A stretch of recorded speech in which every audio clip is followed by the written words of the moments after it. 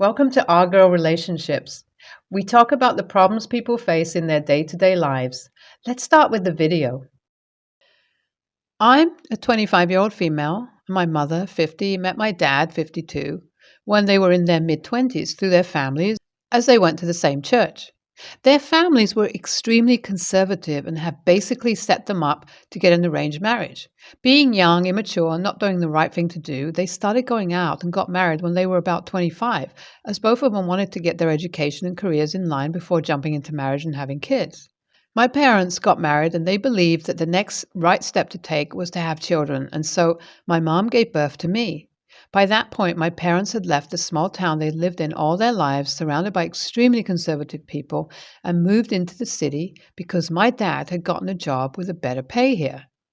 Here, my parents make new friends, blend into a different environment, and reevaluate their values and beliefs. By the time I was 5, my parents both realized that they were not meant to be together and wanted different things in life. They came to the conclusion that they were only together due to the pressure that their parents put on them, and at that point they were stable enough to not have a care about what my grandparents had to say about them. My parents split and within a year had moved in with their new partners. My dad met an amazing woman, let's call her Lexi, and my mom got with her new husband, Stephen. Along with Stephen came my stepsister, Alina. Well, Lexi tried her very best to make me feel like home since the very first day I had met her. With time, she took over a lot of the things that my mother did to me, and I think this gave my mum a pass to just let me go. She did not abandon me or neglect me. Stephen and her acted as decent parents to me, but they had an undeniably closer relationship with my stepsister, which I could never figure out why. Alina was a lot like me in the matters of looks, intelligence, and everything. But I guess my mom wanted a completely fresh start and wanted to forget me in the past. Years went by, and my relationship with my mom kept deteriorating as she made sure to show me that she picked my stepsister over herself. She skipped every school event that I had participated in, and hell, she also skipped my graduation for one of Alina's theater performances where she played a minor role. Things continued like this, and at this point, Lexi and I had gotten closer than ever. She never tried to be my mother and always said that she was just someone who wanted to look out for me. She and my dad are the ones who always attended my activities and were always there by my side to support me. They were so kind, and that they always made sure that I called my mom and my stepdad to these events so it wouldn't be disrespectful to them. After graduation, I stopped visiting my mom except for during vacations, and we would stay in contact by calling each other during the times when it was obligatory. I met my fiance Chris during my second year of grad school, and we started going out by the time we were in the last year of college. The contact with my mom had stayed about the same at this point. I often watched my mom post pictures of my sister, my stepdad, and her during the holidays with captions that talked about how happy she was with her family.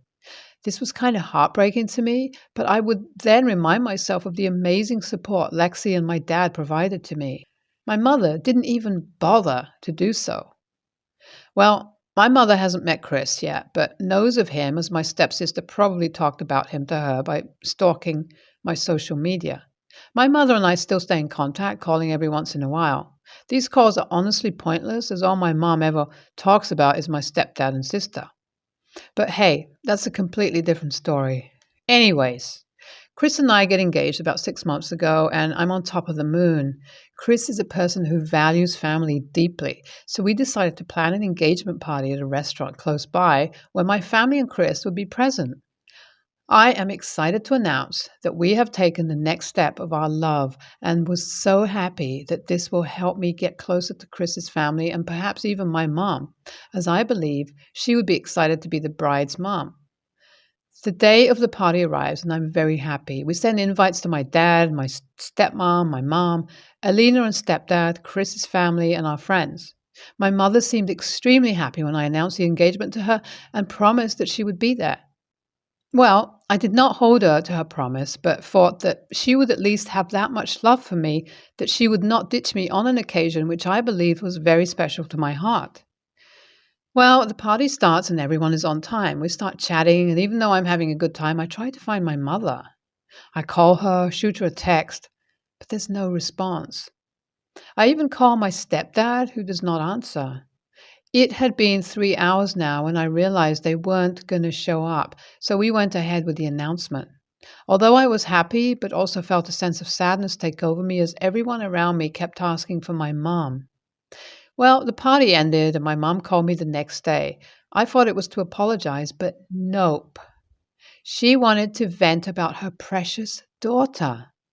I stayed quiet to see if there's an actual valid reason as to why she did not show up at the party, and I was shocked. She tells me that my stepsister got broken up with for the first time by her boyfriend, who she had been in a relationship with for a month, and she was devastated. My mom shows my stepsister all the sympathy in this world and refuses to even acknowledge my engagement. My sadness turned into anger at that point, and she asked me, "So, how did your little party go?" It took every bit of me to not let out my anger onto her. I told her it was all right, and I hung up. Well, this conversation put me in my senses as I recalled everything my mother had ever done for me, or I should say, everything my mother did not do for me. I just avoid talking to my mother and work on planning my wedding. Lexi has been an amazing help, and honestly, I feel happy that she's there for me instead of my mom. My wedding date is set to be 6 months from now, and I started to send away invitations for the same. Somehow, I let my anger take over me as I was writing out an invite to my mother. I was not ready to invite her, but as my dad and fiance insisted, I was going to. Well, I don't know what took over me, but I wrote her a 2-page letter where I went on about how much she had hurt me, everything that she did that hurt me, and how I never wanted to hear from her again. Surprisingly, I even got myself to send the letter away.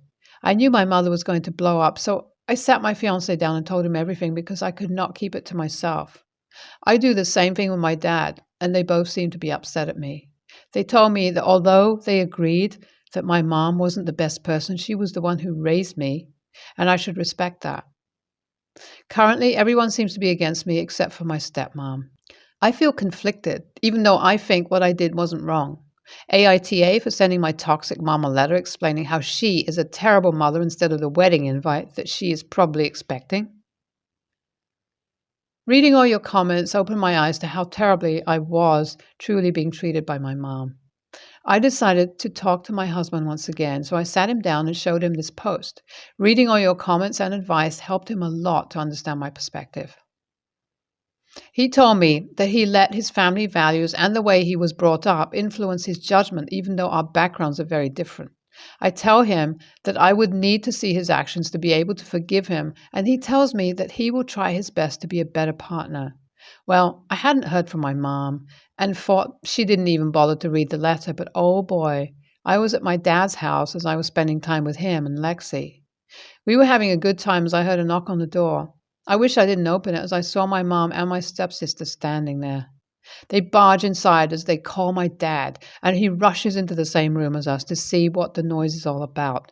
He is greeted by my mom's loud yelling. She goes on to throw a fit about how she thought his wife would raise me better than to be a brat, and she thought that she would at least teach me to be a respectful, well-mannered child like Alina. I look at my dad and Lexi, who are obviously dumbfounded and upset at my mom's entitlement. Looking at them made me blow up at my mom, and I decided to give her a piece of my mind. A lot of yelling and screaming takes place as my dad and Lexi stand there. Being people who avoided confrontation at all costs, this situation made them anxious. I was too much like them until this point. I felt like something had taken over me. I believe it was my younger self letting out all the frustrations I had kept to myself all these years. I kicked my mother and stepsister out of my house, while leaving my stepsister threatens me that she will make sure that I have the worst wedding. Funny that she thinks that I even considered inviting her at this point. Nothing really happened in the past few months. I would get the occasional text from my mother, my stepsister, and some of my mom's side of the family berating me and calling me a horrible daughter. It used to hurt, but I don't really care anymore. My dad apologized to me for trying to force a relationship between me and my mother all these years, telling me that he only wanted to better the relationship between me and my mother. I just accepted his apology because at that point I wanted to put everything regarding my mom behind my back. After reading all of your comments, I also realize how much Lexi has truly done for me. Not even right now, but ever since I was that young, scared 5-year old, that she has done things for me more than my mother ever did. Even for the wedding planning, she was the one who helped me the most, even more than some of my friends. She had become more like the actual mother of the bride than my mother ever did. As for my stepsister's comment, she did indeed try to ruin my wedding. Her actions have caused me to get a restraining order against my mom and my sister. To make the entire story short, she tried to break into my house. I really have no understanding as to why, but she did. Apparently because she wanted to ruin my wedding dress. I thought it was pretty stupid that she tried to do that when me and my husband were at home, but according to her, she thought we had left the house. She had been stalking us and had mistaken us leaving the house with two friends of mine who left the house after grabbing dinner with us. I was horrified when we caught her and decided to get a restraining order before anything. My wedding is in about 2 months now. And with this restraining order, I feel like I can finally enjoy my wedding with ease. Cutting off my mother is like the best gift I gave myself for this wedding. Thank you all for your support and helping me stand up for myself. Your NTA. Mom seems like she's trying to get rid of you because she associates you with her past. This is some real a-hole behavior. Please cut off your mom and your fiance, and dad can leave too if they cannot support your decision. NTA, the stepmother sounds like a better person than both parents combined. OP's dad needs to put respect aside and stand up for OP. Same thing goes for the fiance.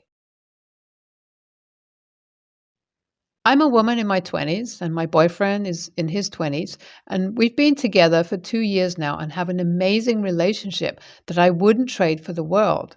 Recently, I discovered I was pregnant. His ex, 20s, female, from before me, has had a lot of trouble letting go of their past relationship. Shortly after they broke up, she found out she was pregnant. She ended up losing the baby during pregnancy and has never really quite recovered from that. My boyfriend was supportive during her pregnancy, although he made it clear to her that he didn't want to rekindle things between them just because they were going to be parents. After she lost the baby, he was there for her emotionally, but slowly had less and less contact with her because she kept pushing him to be in a relationship again, which he didn't want.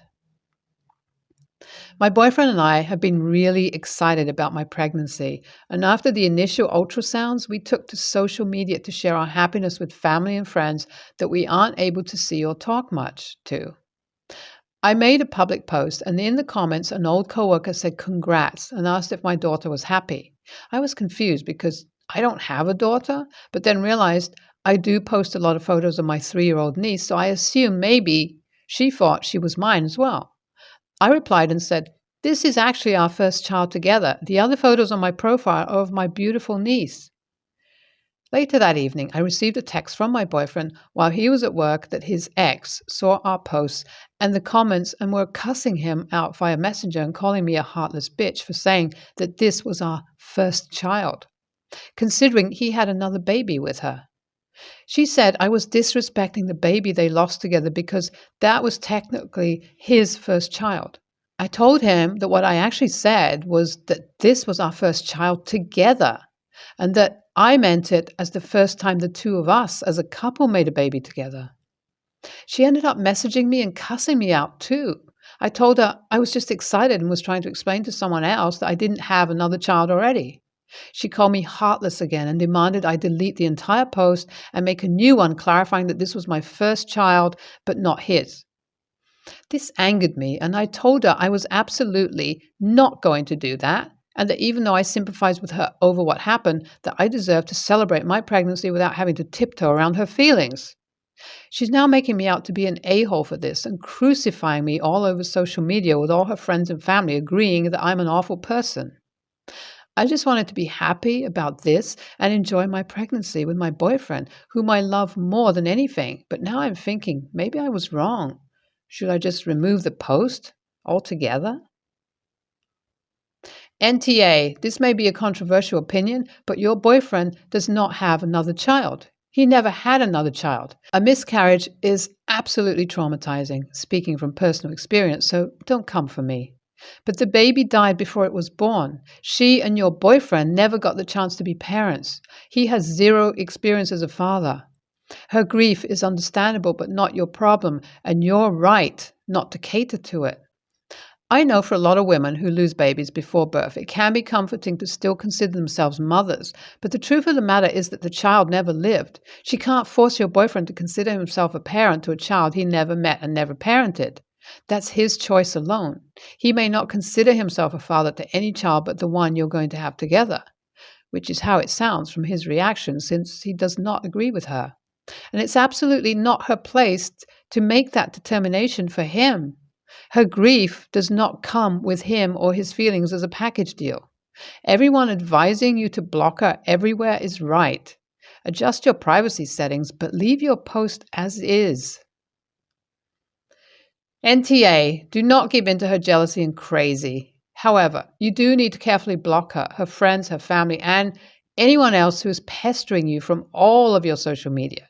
And if the boyfriend hasn't blocked her, he should too. When you post, make sure you've excluded anyone who doesn't need to have these personal details about you. There is no reason for her to be involved in your lives anymore, especially considering her behavior. If her friends and family loved her, they'd be encouraging her to put the old boyfriend in the past, get the therapy she needs to deal with the miscarriage, and getting her to move forward in a positive way.